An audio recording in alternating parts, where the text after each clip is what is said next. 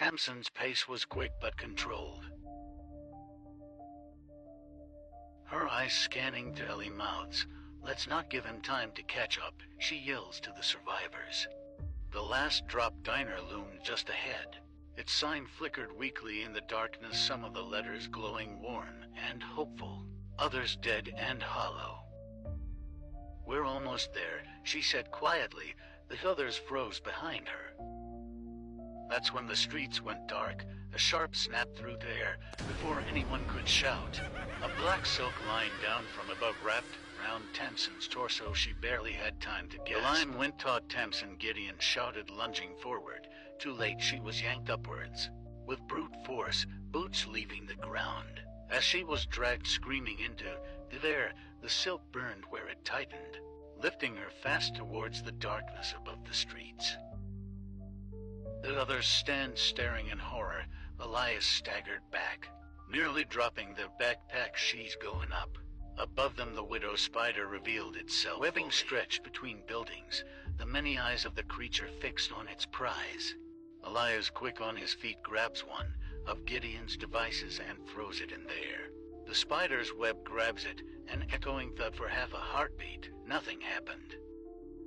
Then there screamed. Blue and white lines erupt from the device, snapping outward like fractured lightning.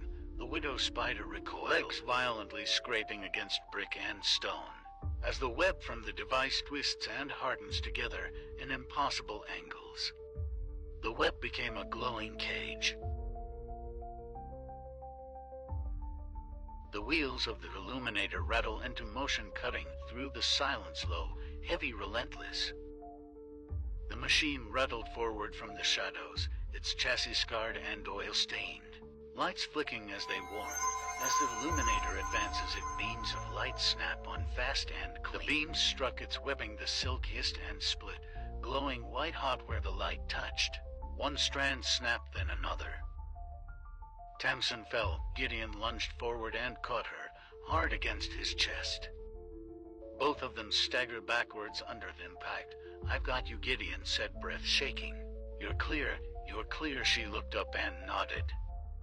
The illuminator beams now focus on the widow spider, precise, focused, unforgiving as the light struck the spider directly. The widow spider comes apart strand by strand until it's no more. Well, come on then, Briar said, lowering her weapon. The diner's right there. What are we all waiting around for? She turned first, not wasting time.